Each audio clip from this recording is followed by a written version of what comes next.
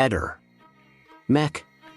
Pallister. La criminologa Roberta Abruzzone e il caso Luis da Silva, oltre 300 domande per smascherare le incongruenze di Manuela Bianchi. La criminologa forense Roberta Abruzzone, consulente di parte per Luis da Silva, ha rilasciato dichiarazioni forti e dettagliate nel corso dell'ultima puntata di Ore 14.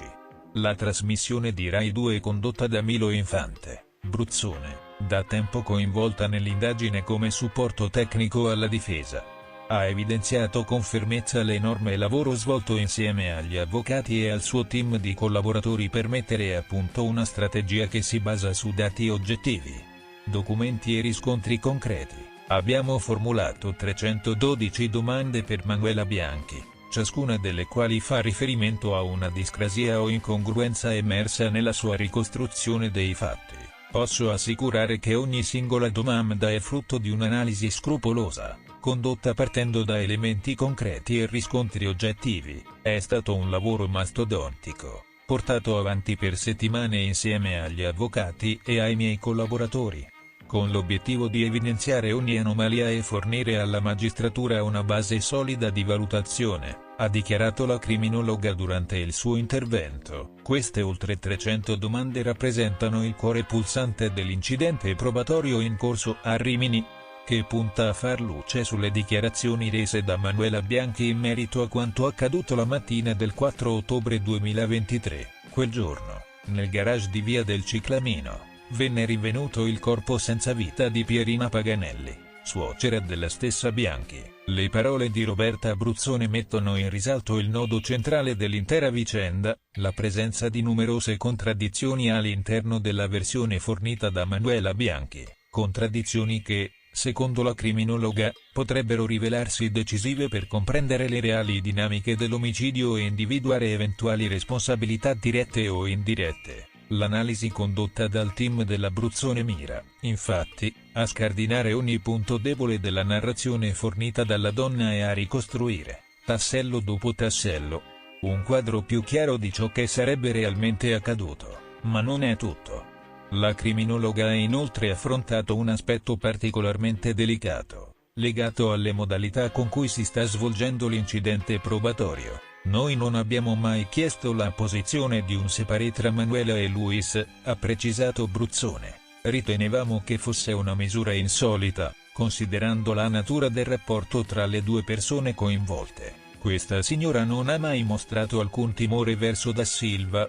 Al contrario, possiamo affermare che si sia generosamente prodigata nel mantenere viva la loro relazione anche dopo il tragico omicidio della povera Pierina Paganelli. Questa dichiarazione, pronunciata con fermezza, ha acceso un ulteriore dibattito sulla vera natura del legame tra Manuela Bianchi e Luis da Silva, un rapporto che, secondo molti osservatori, potrebbe avere un peso rilevante all'interno dell'inchiesta. La decisione di Bianchi di proseguire nei contatti con Da Silva anche dopo il delitto getta, infatti, una nuova luce sul suo comportamento, sollevando interrogativi sulle sue reali motivazioni e sulla possibilità che abbia volutamente omesso elementi fondamentali per proteggere l'uomo che, come lei stessa ha confermato, ha rappresentato l'amore più grande della sua vita. Nel frattempo, il caso continua a catalizzare l'attenzione dei media e dell'opinione pubblica. L'incidente probatorio, in particolare, sta diventando una fase chiave per l'intera indagine. Ieri, l'udienza si è conclusa intorno alle 19 e riprenderà questa mattina presso il Tribunale di Rimini. Manuela Bianchi, indagata per favoreggiamento dal 4 marzo, ha risposto alle domande protetta da un paravento che la separava fisicamente da Luis da Silva. Tuttavia, anche dietro quella barriera, la donna non ha esitato a ribadire i suoi sentimenti, pronunciando parole che hanno colpito tutti i presenti in aula.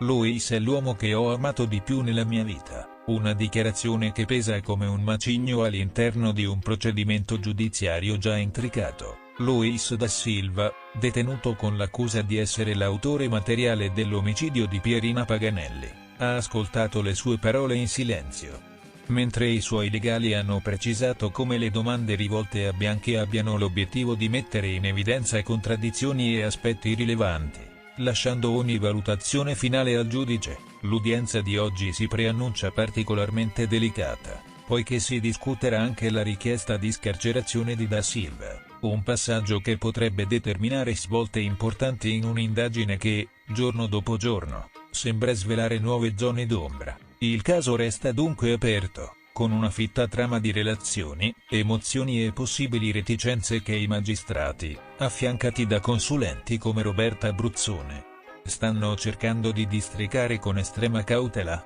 Le prossime settimane potrebbero rivelarsi decisive, portando a nuovi colpi di scena che potrebbero riscrivere ancora una volta i contorni di una vicenda tanto tragica quanto complessa. Gli autori dei furti recenti presso la scuola di polizia di via Damiano Chiesa a Trieste rimangono tuttora ignoti, sollevando interrogativi riguardo alla natura piuttosto singolare degli episodi.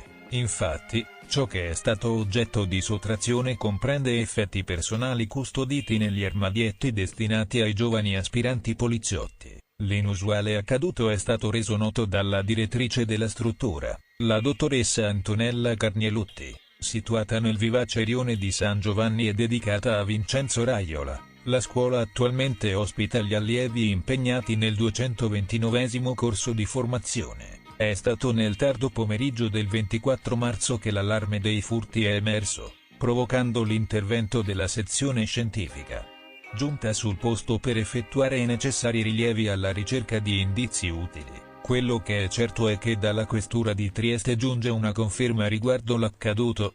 Tuttavia, si mantiene una cauta riservatezza sullo sviluppo dei fatti, preferendo non rilasciare dichiarazioni pubbliche. Trieste Prima, una testata locale, ha fatto vari tentativi per contattare la direzione della scuola, ma per ora non si registrano successi in merito. Il caso contempla diverse possibilità sulle direzioni delle indagini. Da un lato si potrebbe ipotizzare che le investigazioni interne della polizia seguano la pista che porta agli stessi allievi del corso, dall'altro, non si esclude l'opzione che esse possano rivelare la responsabilità di altri individui operanti nella struttura. Mentre il mistero avvolge ancora le dinamiche, la comunità locale è in attesa di ulteriori sviluppi. Il caso dell'omicidio di Émile Soleil, il bambino scomparso in Francia tra il 2023 e il 2024, sembra finalmente giunto a una svolta significativa. Nelle ultime ore, il procuratore di Aix-en-Provence ha annunciato l'arresto di 4 individui, i nonni del piccolo e 2 dei suoi zii. Questi 4 familiari sono stati accusati di omicidio volontario e occultamento di cadavere. Il quotidiano Le Figaro ha fornito un resoconto dettagliato della vicenda, facendo riferimento a un comunicato ufficiale del procuratore. Secondo quanto riportato, il nonno Philippe Vedovini, sua moglie e 2 dei loro figli adulti, ovvero gli zii di Émile, sono stati arrestati con l'accusa di responsabilità nell'omicidio del bambino, che aveva solo 2 anni e mezzo al momento della sua morte. L'arresto è avvenuto il 25 marzo 2025 e rappresenta un significativo sviluppo nelle indagini, che sono state condotte dalla sezione di ricerca della Gendarmeria di Marsiglia. Le indagini continuano con intensità. Il quotidiano Le Figaro ha rivelato che altri bambini della famiglia verranno ascoltati in udienze volontarie per raccogliere ulteriori testimonianze. Gli investigatori stanno inoltre eseguendo operazioni forensi in varie località della Francia, cercando prove che possano consolidare le accuse. Il procuratore ha assicurato che sarà diffuso un ulteriore comunicato al termine delle azioni investigative in corso. La legale dei nonni, Isabel Colombani, ha confermato all'AFP l'arresto dei suoi assistiti ma non ha voluto rilasciare commenti dettagliati, dichiarando: "Non ho commenti da fare, l'ho appena scoperto". La tragica scomparsa di Émile risale all'8 luglio 2023, durante una visita estiva presso la seconda casa dei nonni materni nel villaggio di Haute-Vernet, situato nelle Alpi dell'Alta Provenza. Le ricerche del bambino inizialmente non portarono a nulla di concreto, e solo dopo 9 mesi di indagini infruttuose si giunse a una svolta a marzo 2024, quando il cranio e alcuni denti del piccolo furono ritrovati da un passante a circa 1,7 km dal luogo della sua scomparsa. I funerali di Émile si sono celebrati l'8 febbraio a Saint-Maximin-la-Sainte-Baume, nel Var, in una cerimonia che ha coinvolto familiari e amici. In un'intervista a BFM TV, I nonni di Emile avevano espresso la loro disperazione per la mancanza di risposte, dicendo: il tempo del silenzio deve cedere il passo a quello della verità. Non possiamo più vivere senza risposte. Non sappiamo ancora cosa sia successo a Emile. Mentre le indagini proseguono, la comunità e la famiglia restano in attesa di ulteriori sviluppi per fare finalmente luce su questo tragico evento. Ehi, non dimenticare di iscriverti a questo canale.